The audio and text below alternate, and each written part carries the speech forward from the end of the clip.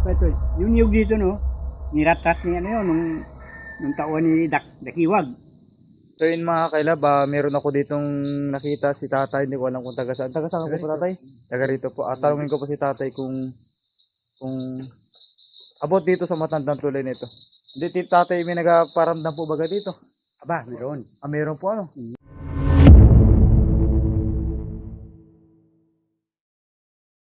Meron po. Meron. Diyan, nagukay na nga dyan. Saan po? Diyan sa banda, diyan sa bandang mga tatlong niyog na yan. May nagukay na po? Oo, kasi nakita yung ano, yung umiilaw. Oh. Tapos sinukay nila, ay ano, sabi, may kinuha sila pero hindi man sinabi sa kapatid ko. Inano na, siguro Ginto po siguro, ginto. nakadali siguro mo, ano yun. So bali tatay, may nagaparandam po pala talaga dito, ano? Oo, meron.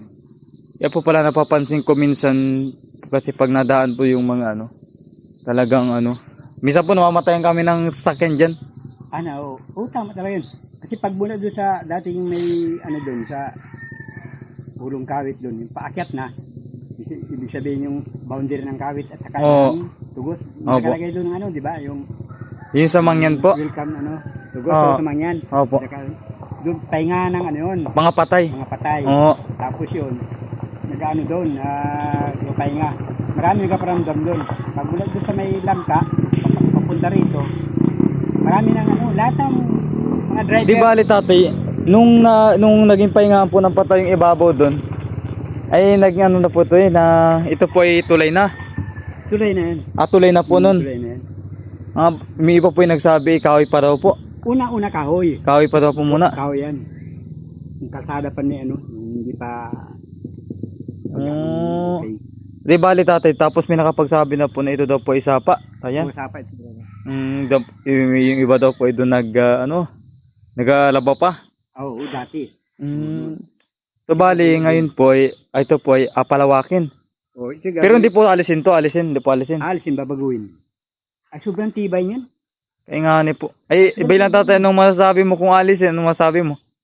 Ay, sana kung ipapalit ay okay, ano, mas maganda. Hindi bali tatay sana, yan no? Kapit hindi nila alisin yan, no? Kahit alisin na lang yung ito, kahit alisin na lang po yan, no? Kayo mga kailab, anong masasabi nyo kung pawasak yan, napalitan ng bago? Bali, ang suggest ni tatay ay yung alisin na lang po yung ibabaw, ano? Oo, dapat yung Aywan na lang po yung ibabaw. ano?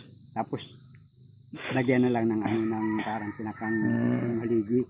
Bali, tatay, alam mo po yung ano doon ay, alam mo po yung may pangalan po doon, no? Si Gobernador, ano? Alam mo utang ko na eh. Aristelo po ang apelyido. Arcio. Oo, Arcio. Licaros. Licaros Arcio po. Yung pangalan ng Arcio Licaros yun. Nabutan mo po. Oo. Ang kalaban si Nano. Dakiwag. Dakiwag po. Maliit pa ito. Yung niyog dito, no? Nirat-rat ni ano yun, nung taon ni Dakiwag. Ya po. Alin po dyan? Wala na yun, no? Na ano dito eh. Narat-rat. Talagang ano, sobrang gulo nun. Kay Dakiwag nung kaya na. Arcio Licaros. Talaga naman, sabi po mga kailab.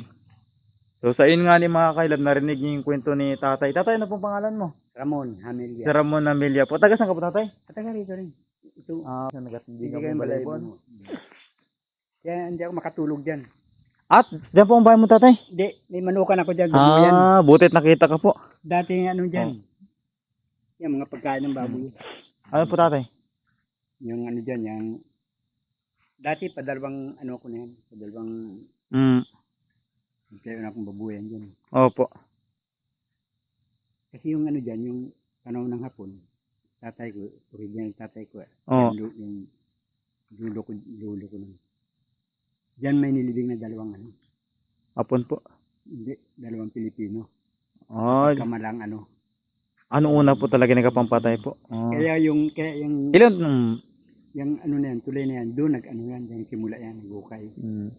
Bali, ilan taon ko na tatay? Ha? Ilan taon ko na po? 70, ngayong ano? 70 na po. Ngayong July, 31. Tubo talaga ako dito. Mga kailab yan po. Ay, Kita mo yung antibay naman yan. Ang kapal po ng paggagawa niyan mga kahilab. Ayan. Akiro ang bakal yan. Mm, Udlong. may nakapagsabi din tayo na ano yung unang ginamit diyan ay mga yung mga matitibay po Oo, matibay. Akiro. saka yung mga bakal, saka mga semento. Hindi ka po kagaya ngayon na parang lambot na. So huling tanong tatay, ano pong masabi mo kung anong mangyayari kung ano gagawin diyan? Nabawang ipasira yan, ganun. Ay alisin na lang po yung ibabaw Sana ganun lang ang gawin para hindi man doble gastos pa yan. Kaya nga ay matibay naman po yung ilalim. Sabi talaga. Kaya nga po. Matibay talaga. Oo. So yun mga kailab, napakinggan yung sabi ni tatay na napakatibay. Kita nyo naman mga kailab, yung ilalim po niya, no? Ayun, no? Ang kapal mga kailab, solid. So yun mga kailab, hanggang dito na lang po muna ang aking parto. At ayun, nalaman nyo naman siguro na may nagpaparamdam talaga. At nalaman din ninyo yung mga ibang detalye mga kailab. So yun, hanggang dito na lang po. Salamat po tatay, Ramon Namilya. Tatay po. Salamat po. So yun mga kailab, hanggang dito na lang, napakinggan nyo naman siguro yung yung interview ko kay Tatay Ramon at napakinggan nyo siguro So bali sa sunod na parte na lang tayo. Salamat po.